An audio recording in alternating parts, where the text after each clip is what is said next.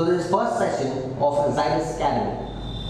Now, before we begin, I have something new to show you. Please pass me an apple. Thank you. Yes, everybody can see an apple in my hand. In the other I have got a knife as well. Now, most of you must be thinking, what is Sir trying to explain to us? Well, I'm going to tell you and explain to you exactly how we study topics in mathematics and where are we wrong. When we go to school, let's take an example. Suppose this is the topic, as you can see on the board. This is the topic of coordinate geometry, right? When we go to school, the teacher tells us, she or he instructs us to open a book. And we open the book right this way. We open it. The book is open. We see the topic, coordinate geometry. Then we read the definition directly and then take a set of examples and formulae and start. Now, how is it related? A few students will eat only a part of it. Some of them are going to say no because they don't prefer eating an apple. It means I am comparing it with mathematics. They won't prefer this particular topic. A few students will eat half of it. It means they will be solving only a few sums because they have been lacking the basic concepts. Most of the students are going to practice and re-practice the sums the whole day and complete the whole apple, that is, complete the whole lesson. Now, this is not the concept that I want. I'm going to present an innovative method of explanation of the topic. Right. Now, as we can see that today's session is going to begin with the concept of coordinate geometry. I am not going to begin with the Cartesian planes and x coordinate, y coordinate in the very beginning. I'm not going to begin with that. Right? See, when we take a topic, we should have a sense of curiosity in our mind. We should have a lot of questions. How is the topic helpful? Who introduced this topic? What basic concepts are related to this topic? Okay, that is more important. So first of all, we will know about who introduced this topic, who developed this topic. Well, finishing with the name of the person and intro about the person who developed this concept. One has a question in mind. Why do we need this particular concept? Why do we need coordinate geometry? Now, coordinate geometry has various applications or uses in real life. Some of the areas where coordinate geometry is an integral part include in digital devices like computers, mobile phones, etc. to locate the position of cursor or finger. It is also used in aviation industries to determine the position and location of airplanes accurately. It is also used in maps and in navigation, that is for GPS purpose. It is also utilized to map geographical locations using latitudes and longitudes. Now let's go through some concepts, the basic concepts of this particular lesson, coordinate geometry. The first concept is coordinate and coordinate plane. You must be familiar with plotting graphs on a plane from the tables of numbers for both linear and nonlinear equations. The number line, which is also known as a Cartesian plane, is divided into 4 quadrants by 2 axes perpendicular to each other. Now let's draw it to understand the concept. Labeled as, on the plane, we have 2 lines. One is horizontal and the other is vertical line. The horizontal line is referred to as x-axis, x and x dash. The vertical line is related to as y and y dash. Now, the quadrant between the x and the y-axis is termed as first quadrant. The quadrant between y and x dash is termed as second quadrant. The quadrant between x dash and y dash is termed as the third quadrant. And the last quadrant is the fourth one. Now, what do these resemble? Quadrant 1 resembles that the coordinates of x-axis are positive plus x and the coordinates of y-axis are positive plus y. The coordinates in second quadrant in this the values of x bear a negative sign and the values of y bear a positive sign. In the third quadrant, the values of x bear a negative sign as well as the values of y, they bear a negative sign. In the fourth quadrant, the values of x bear a positive sign and the values of y bear a negative sign. The point at which these axes intersect is known as the origin. The location of any point on a plane is expressed by the pair of values x as well as y, and these pairs are known as coordinates. The plane is termed as coordinate plane. The coordinates of the origin are 0 and 0. Well, having finished with the concept of coordinate plane and coordinates, let's move to the next concept, the basic concept of distance formula. Now, if we are given any 2 points in any one of the quadrants, then the distance between any 2 points A and B, there may be any points, that is denoted as AB. Distance between 2 points. The distance of B from A, that is AB, is same as BA. Well, we can write the same thing as AB is equal to BA. It means that the distance from A to B is equal to the distance from B to A. Now, we have some conceptions in this, that is the distance between any 2 points lying on the x-axis. Distance between any 2 points lying on the x-axis is given by the absolute difference. Suppose we have got 2 points. We have points A, coordinate is x1, 0. We have a point B, coordinate is x2 and 0. So, the difference between these 2 points lying on the x-axis, okay, is given by, in other words, for points x1, 0 and for x2, 0, alright, the distance is given by AB is equal to modulus of x1 minus x2.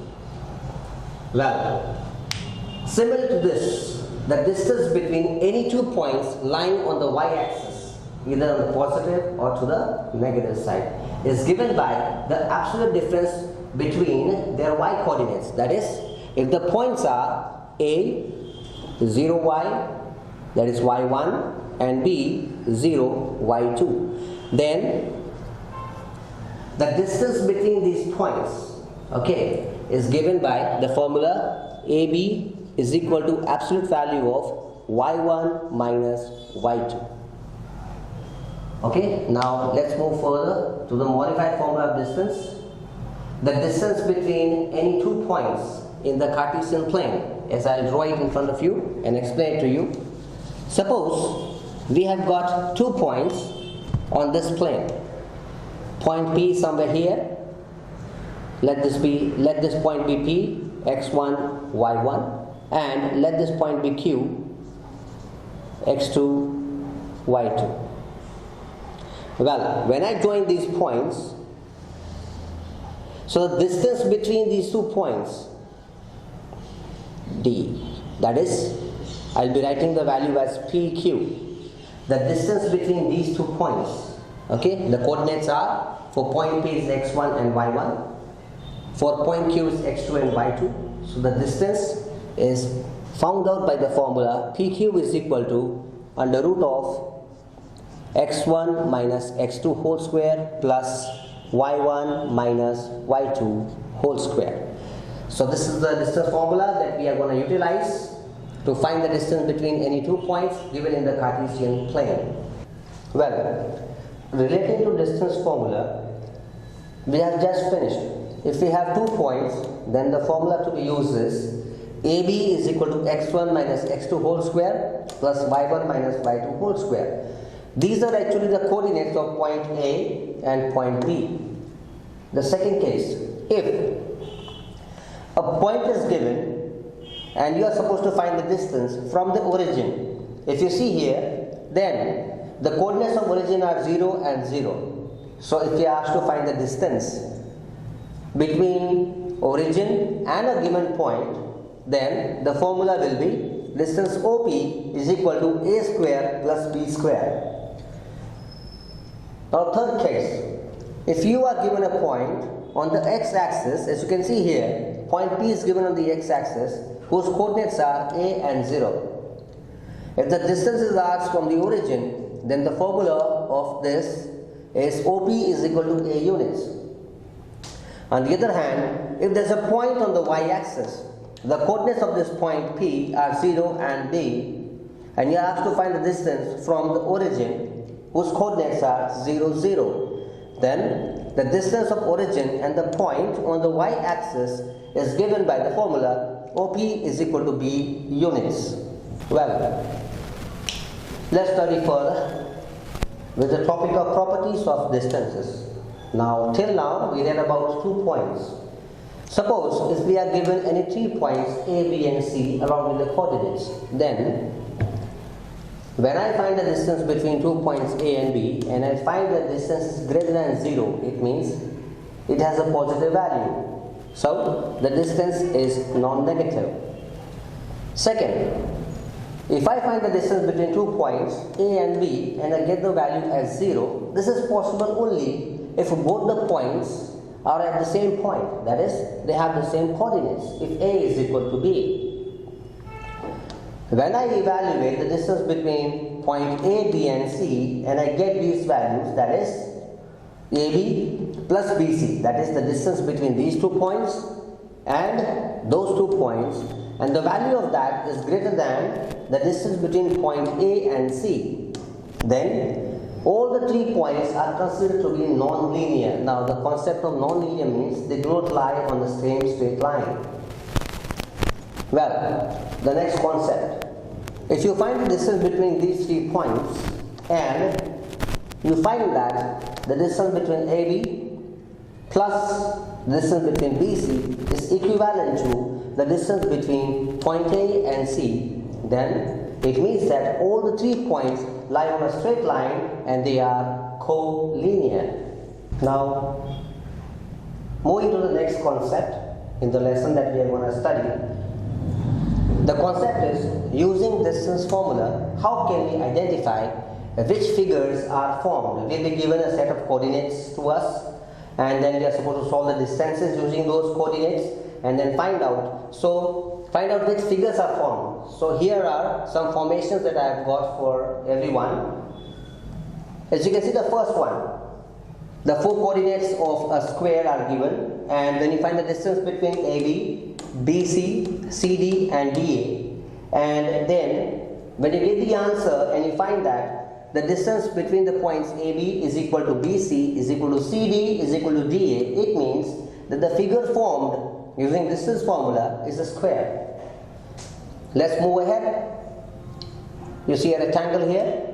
When you find the distance between the points AB, BC, CD and DA, and after evaluation you find that the distance between AB and CD, the distance between AB and CD are equal, that is the opposite values, the values of the opposite sides, and the value of AD and the value of BC are equal, it means that the particular figure formed using distance formula is a rectangle.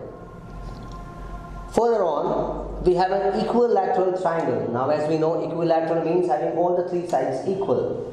You are given the vertices of the triangle A, B and C. When you find the distance between AB, BC and CA and you land upon this answer, that is the distance between AB is equal to BC is equal to CA, then you'll get to know that the figure formed using distance formula is an equilateral triangle. Further on, we see the topic isosceles triangle. Now what is isosceles triangle? A triangle in which any 2 of the sides are equal. When the vertices are given and you evaluate the distance using the coordinates and you find that the distance of any 2 coordinates, either AC is equal to the coordinate AB or BC is equal to BA or CA is equal to CB. If you find that the coordinates of any 2 sides are equal, then it means that the figure formed using distance formula is an isosceles triangle. Moving further ahead, we have a right angle triangle here. Right angle triangle. We know that a right angle triangle comprises of 2 vertices having a 90 degree in between them. When you evaluate the distance between the vertex that is given, the coordinates are given to us, and in the end you find that AB square, any one of the sides, that is the longest side, the square of the longest side is equal to the sum of square of the smaller sides. Then it means that the given figure is formed is a right angle triangle. Now there's an exception in this, that is, if you find that any two of the sides get the same answer, you get the same answer in any two of the sides, and you get this condition, that is relating to this triangle, you get AC, that is the distance of AC, is equal to the distance of BC, and then this particular evaluation you get at the end. When you evaluate, you get this condition. It means it is an isosceles right angle triangle. Moving further, here you see a parallelogram having the sides parallel. Okay, when you evaluate the distance between the vertex of A, B, C and D, and you find that in relation, in the answer you find that the distance of AB is equal to distance of CD, and the distance of BC is equal to distance of AD. Okay, and also if the midpoints of the opposite vertex A and C and B and D are equal, it means that the figure formed using distance formula is a parallelogram. Further, you can see a scalene triangle. Now what's a scalene triangle? A scalene triangle is a triangle in which all the three sides are of unequal length. It means when you evaluate the distance between the vertices A, B and C, you will find out that none of the values are equal. So when you land upon this condition, it means that the figure obtained or figure formed by using distance formula is that of a scalene triangle. Lastly, you see a rhombus there, and there we have four vertices A, B, C and D. The coordinates are given to us. When you evaluate the distance between the vertex, you will find that the distance between the sides lands up on an equal here. See, AB is equal to BC is equal to CD is equal to DA. And when you find the distance between the diagonals also, you will find that it is equal. Alright, so the figure obtained when this condition remains, the figure obtained is a rhombus. Now, in the end, we have some more basic concepts that we are going to be familiar with at the end of the lesson. What are the basic concepts? The basic concepts as we move ahead, solving the sums from exercise to exercise are: the first one is section formula. In this, you'll be given a particular line, you'll be given the coordinates of 2 points, A and B, and a particular point will divide them internally. When you go to higher classes, you will learn the concept of a line being divided externally by a point.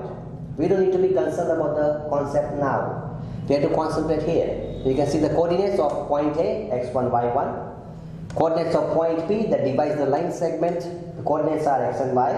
And the coordinates of point B are x2 and y2. So if I want to find the coordinates of point P, that is x, I will utilize the formula m x2 plus n x1 upon m plus n, where m and n stands for the ratio in which the point divides the whole line segment into two unequal ratios. If I want to find the coordinate y of point P, then I'll utilize the formula m y2 plus n y1 upon m plus m.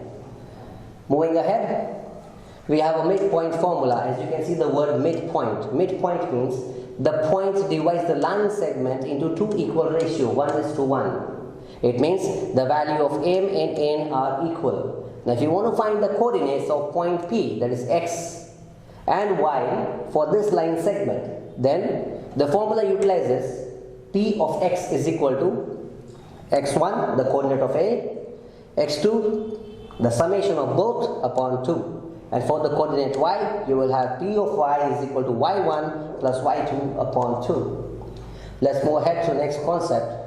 Now there, it's almost the last exercise in the lesson, and we see that we'll be given a vertex, 3 vertices, and the coordinates of 3 vertices, and they'll ask us to find the area of the triangle. So which formula will you utilize? You can see the coordinates of point A, x1, y1, point B, x2, y2, and point C, x3, y3.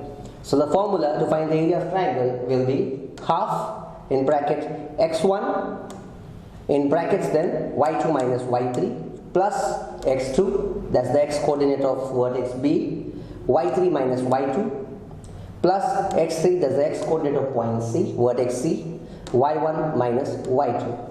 This is the formula you're going to utilize to find the area of a triangle having 3 vertices.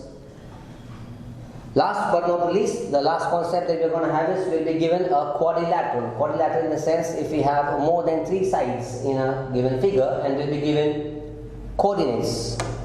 For example, I've just taken an example out here. If we have a quadrilateral A, B, C and D, then what are you going to do? You will break the whole quadrilateral into 2 triangles. Here I've taken a simple example, triangle 1 and triangle 2. So which 2 triangles I get in this quadrilateral? A, B, C and A, B, C. So when you find the area of the triangle utilizing this formula, you have to add both the areas of the triangles, okay, and find the area of the quadrilateral.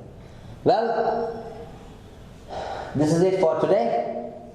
Alright, these are the basic concepts. This was a video for the basic concepts that we are going to go through throughout the lesson. So after the intro of the lesson, we developed the topic, and then we need to go through the basic concepts and terms for the whole lesson, what we are going to study. Once we get thorough with these concepts, only then we are supposed to move to the sums.